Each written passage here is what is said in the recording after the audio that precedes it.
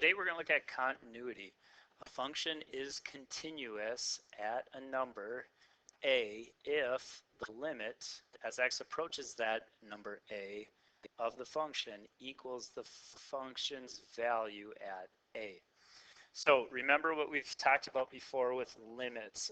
In order for a limit to exist, we have to know that the limit as we approach the number from the left of the function has to equal the limit as x approaches that same number from the right.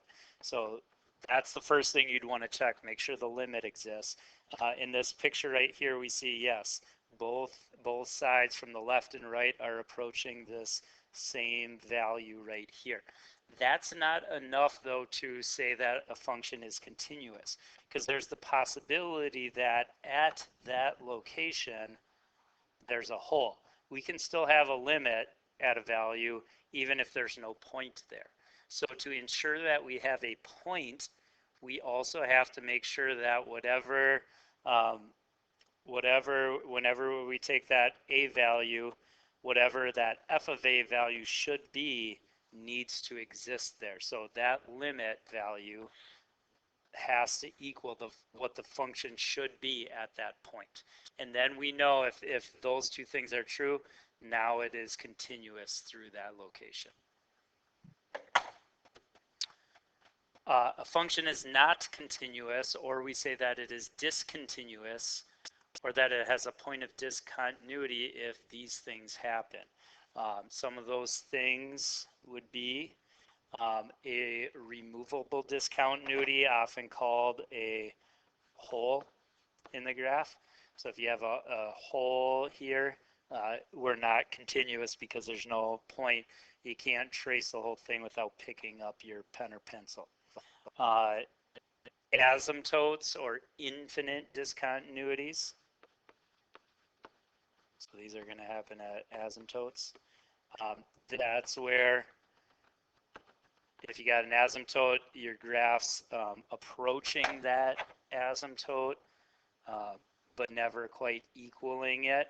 And so if it's doing that, there's going to be a discontinuity at that asymptote. The last thing, jump discontinuities. That's going to be like this is an example called a step function, where you got these jumps from one value up to the next. These also can happen at piecewise functions if the piecewise function doesn't happen to be continuous. So those are the main three types of discontinuities that we have. Let's look at an example here. Where is this function discontinuous and what type of discontinuity is it? So let's start at the left and just kind of trace along here. So it's continuous, continuous, continuous. Okay, we hit 1 here. So at x equals 1, it's discontinuous. And that one you can see is just one of those holes or removable discontinuities. And it's called removable because if you were to fill it in, now it becomes continuous. So it's a removable one because we could fill it in to make it continuous. All right, so we got that one. If we keep going, still continuous here. Okay, we hit 3, can no longer trace it because we jump up to here. So x equals 3. That's one of those jump ones. Keep tracing now. Okay, we hit 5. Again, we got a hole there, so at x equals 5, we have another hole or removable discontinuity. And then I think the rest there we're continuous. So those would be where that function's